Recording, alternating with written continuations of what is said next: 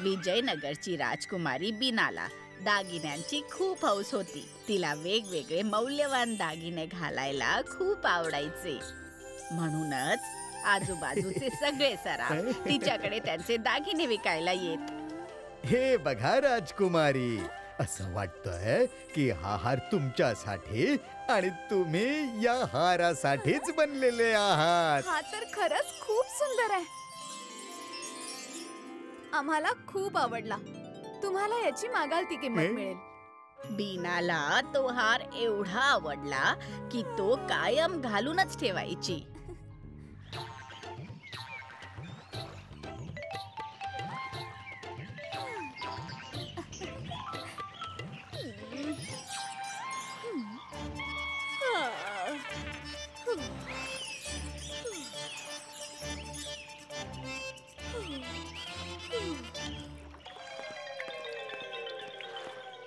माझा हार, माझा प्रिय हार कुठे गेला?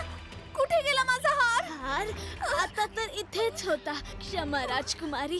क्षमा नंतर मागा, आधी तो हार शोधा. शिपायांनो, आज्ञा राजकुमारी. माझा प्रिय हार कोणीतरी चोरलाय.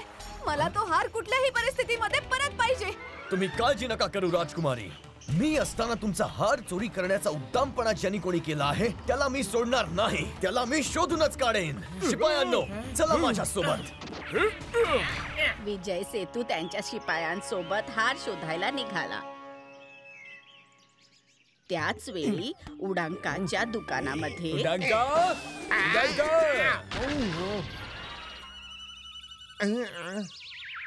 मी माझी उधारी द्यायला आलोय. अरे उधारी फेडायला? अरे चांगल्या कामाला उशीर कशाला? पैन जोडून पटकन फेड, पटकन फेड. हे तर फक्त एकच नाणं आहे. बाकीची 4 नाणी कुठे आहेत? तू माझ्याकडून 5 नाणी घेतली होतीस पैन जोडून. ते मी हळूहळू फेडीन. मोठा आला हळूहळू फेडणारा. मी फक्त उद्यापर्यंतचा वेळ देईन, नाहीतर उद्या तुझं शेत माझं होऊन जाईल. रामू दुःखी होऊन परत त्याच्या शेतात आला. एका दिवसात 4 नाणी कुठून आणणार? रामू याच विचारात बुडाला. तेव्हा विजय सेतू त्याच्या शिपायांसोबत रागात तिथून जात होता. पकडा आणि बंदी बनवून टाका त्याला. काहीही झालं तरी तो वाचता कामा नये. विजय सेतूला रागात ओरडताना पाहून रामूला वाटलं की तो त्याच्याबद्दलच बोलतोय, ज्याने रामू घाबरला. कारण विजय सेतूचा राग तर अख्ख्या विजयनगर मध्ये प्रसिद्ध होता आणि त्याच्या रागाचा सामना करणं रामूला अजिबात शक्य नव्हतं. म्हणूनच रामूने तिथून पळून जायचा निर्णय घेतला. बहुतेक हार त्याने चोरला आहे. पकडा त्याला, पळून जाता कामा नये.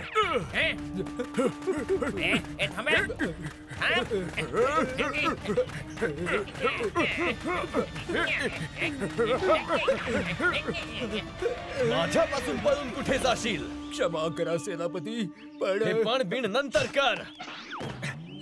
आधी हे सांग की तो हार कुठे आहे? हार पण हा असं नाही सांगणार. जेव्हा याला कारागृहाची हवा लागेल तेव्हा याचं तोंड उघडेल. शिपायांनो, अटक करा याला.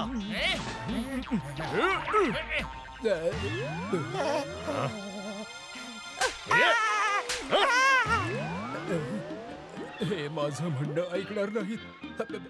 सांगतो मी तो हार उडांकाला देऊन टाकला. शिपायांनो, याला बंदी बनवा आणि उडांकाकडे चला.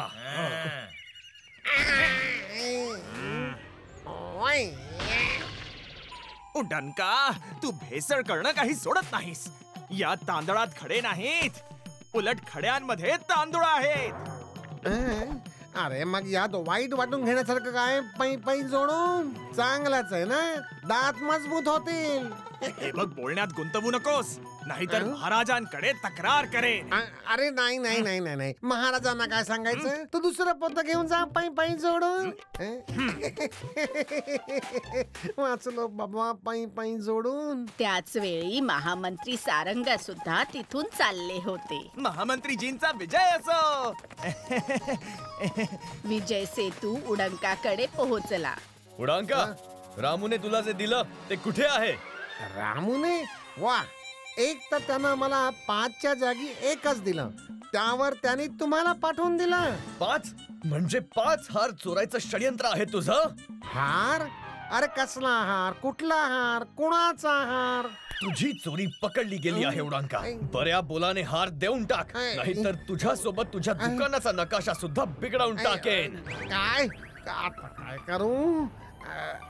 अच्छा, तो हार. हो, तो तर हार मी केशवला विकून टाकला. तो आत्ताच इथून गेला. शिपायांनो, पकडा त्याला, पळून जाता कामा नये.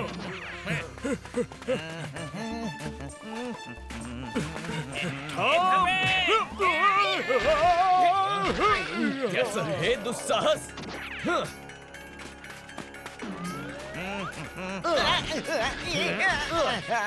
माझ्या समोर हुशारी करतोस? आता पटकन सांग की तो हार कुठे ठेवलायस? हार? कुठला हार? बाता मारल्याने माझा राग कमी होणार नाही. पटकन सांग, नाही तर याची शिक्षा प्राणदंड असू शकते. प्राणदंड? महामंत्रीजींचा विजय असो. ते हार तर मी महामंत्री सारंगा यांना दिले होते. काय? महामंत्री सारंगा? असो, ते मंत्री आहेत तर काय झालं? विजय सेतूचा न्याय सगळ्यांसाठी समान आहे. आणि म्हणूनच त्याने महामंत्री सारंगांना पण नाही सोडलं आणि विचार न करता त्यांना पण बंदी बनवलं आणि चौघांनाही तुरुंगात डांबलं. काय? सेनापतींनी महामंत्री सारंगांनाही बंदी बनवलंय? शिपाई, आम्हाला पूर्ण सत्य जाणून घ्यायचंय.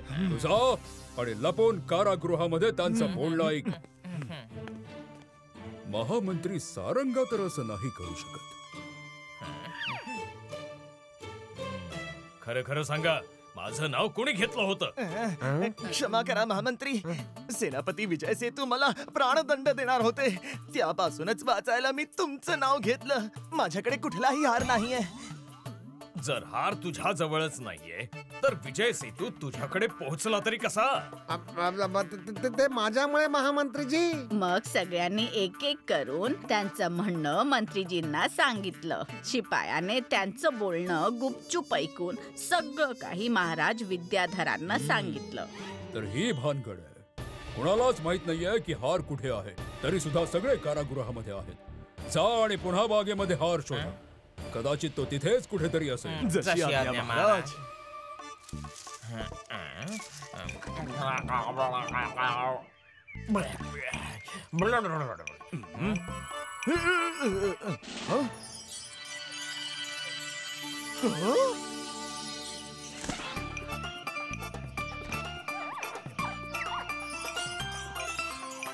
सापडला, सापडला हार.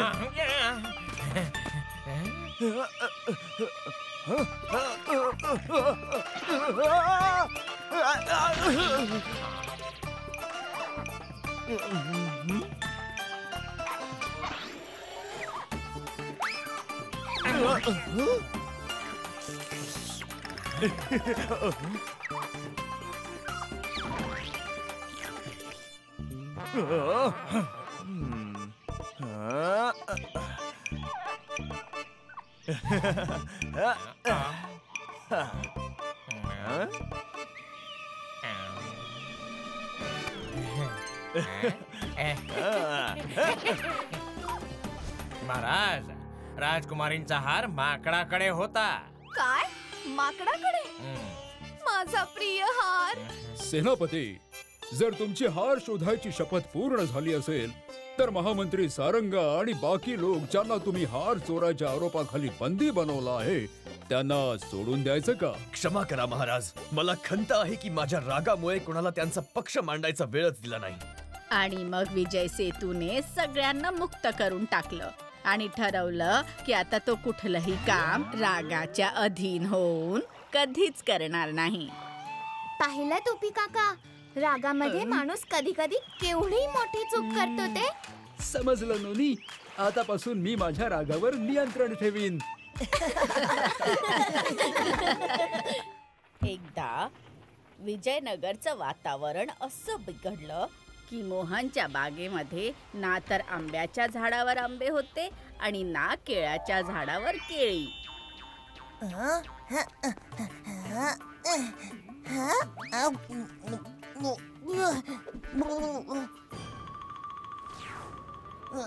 केळं कुठे गेलं?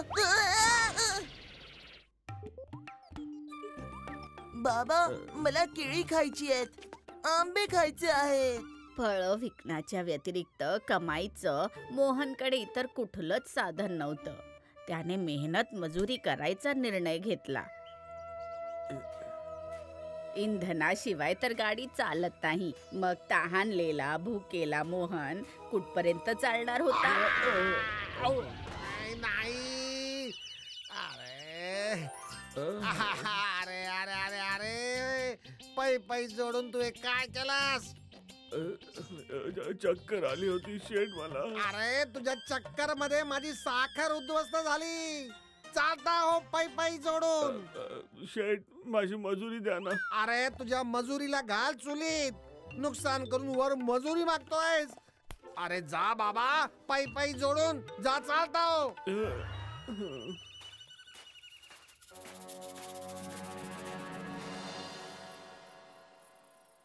आपल्या भाग्याला बोल लावत मोहन रिकाम्या पोटी झोपला. तर त्याने स्वप्नात पाहिलं,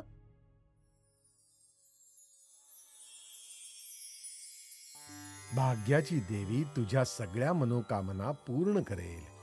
जा पर्वताच्या त्या बाजूला काळ्या दगडावर तिचं ध्यान कर. तुझं कल्याण होईल. जशी आज्ञा. तथास्तु.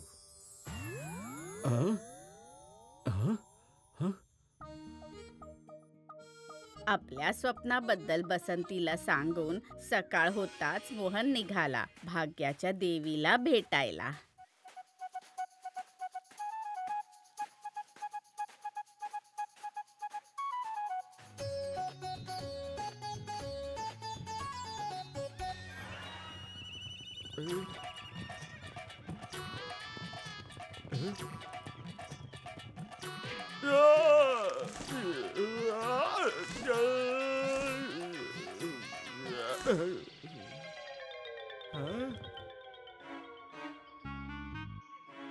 भाग्याने मोहनकडून बरंच काही हिसकावून घेतलेलं. आता कोणी चणे हिसकावून घेणे हे मोहनला मान्य नव्हतं.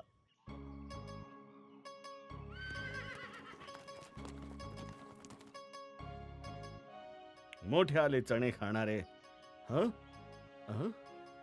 ओ, तुम्हाला पण भूक लागली आहे तर हे घ्या, खा. लागली तर आहे, पण या मूठभर चण्यांनी आमचं काय होणार? पळणारे घोडे तर मोहननी खूप पाहिले होते. बोलणारा पहिल्यांदाच पाहिला. गप्पा गप्पांमध्ये घोड्यांना समजलं की मोहन भाग्याच्या देवीला भेटणार आहे. तेव्हा एक घोडा म्हणाला, भाऊ, तिला सांगून आमचं मैदान पण हिरवगार करून टाक. मोहनपेक्षा जास्त आता घोड्यांना घाई होती की त्याने भाग्याच्या देवीला भेटावं.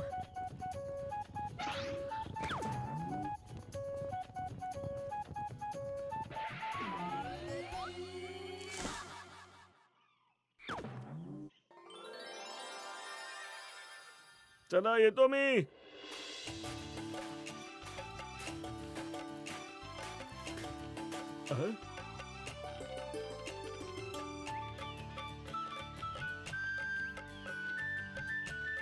वा.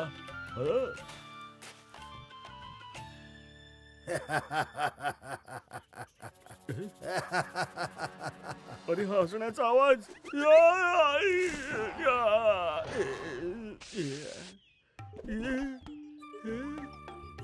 घाबरू नकोस भाऊ.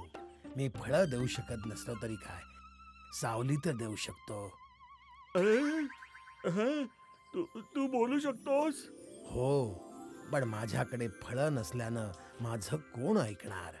पशु पक्षी सुद्धा माझ्यासोबत खेळायला येत नाहीत. पाहिलंस ना, फळांनी लगडलेले माझे साथीदार कसे हसतात माझ्यावर. काळजी करू नका भाऊ, मी भाग्याच्या देवीकडे तुमच्यासाठी पण वर मागेन. खरंच? हो.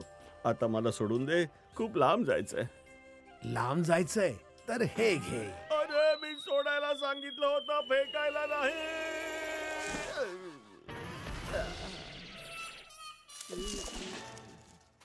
मोहन त्याच्या ध्येयाच्या जवळ होता, पण त्याला तहान लागायला लागली आणि त्याने पाहिलं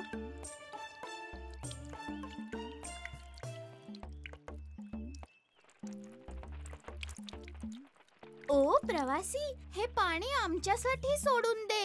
इथे पाण्याची खूप टंचाई आहे. बोलणारे घोडे बोलणाऱ्या झाडाला भेटायला मोहनला चिमण्यांचं बोलणं काय हैराण करणार होतं. काळजी करू नका चिऊताई, मी भाग्याच्या देवीला सांगीन की इथे पुन्हा झरा वाहू दे. हा, चिमण्यांना होकार आणि आपल्या जवळील पाणी देऊन मोहन त्याच्या ध्येयापर्यंत पोहोचला आणि भाग्याच्या देवीचं ध्यान करायला लागला.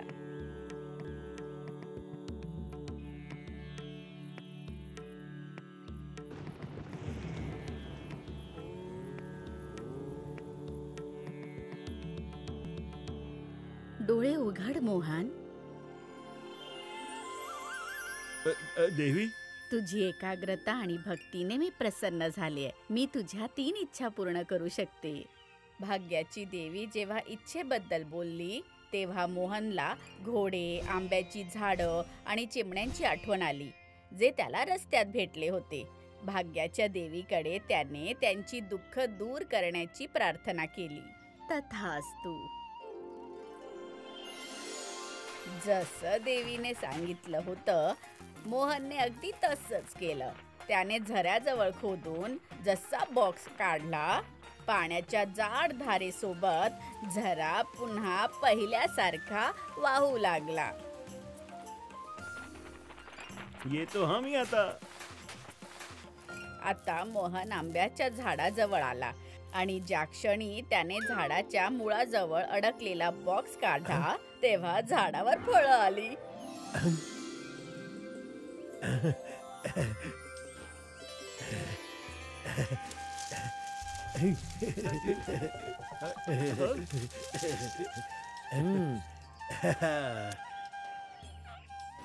धन्यवाद मित्रा. भाग्याच्या देवीने सांगितलं होतं की जर साफ मनाचा कोणी माणूस मैदानात ठेवलेला चौकोनी दगड जर बाजूला करेल तर मैदान पुन्हा हिरवगार होऊन जाईल. साफ मनाचा माणूस कुठे मिळेल? हा दगड तूच का नाही हटवत? घोड्यांच्या हट्टाखातर मोहनने घाबरतच दगड बाजूला केला.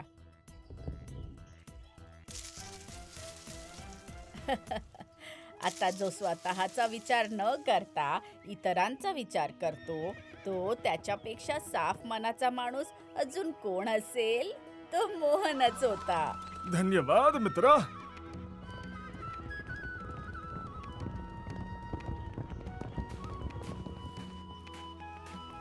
सगळ्यांची मदत करून मोहन घरी आला तर त्याचं स्वागत नाही झालं. तुम्ही देवीकडे आपल्यासाठी काहीच नाही मागितलं, रिकाम्या हाती आलात. माझ्या मित्रांच्या अडचणींसमोर मी माझी अडचण विसरून गेलो ग. पण मी रिकाम्या हाताने आलो नाहीये. हे बघ, देवीने आपल्याला काय दिलंय ते. हा बॉक्स तुझ्या पत्नी समोरच उघड. मोहनने इतरांची मदत केली. भाग्याने त्याला साथ दिली. त्याची सगळी गरिबी दूर झाली.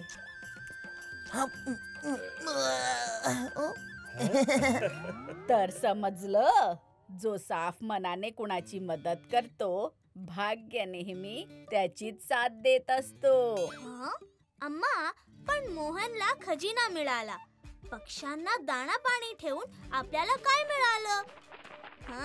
तुझे नवीन मित्र आणि चेहऱ्यावरचं हसू हे काय खजिन्यापेक्षा कमी आहे का? If you like this video, subscribe to our channel Murthy Media.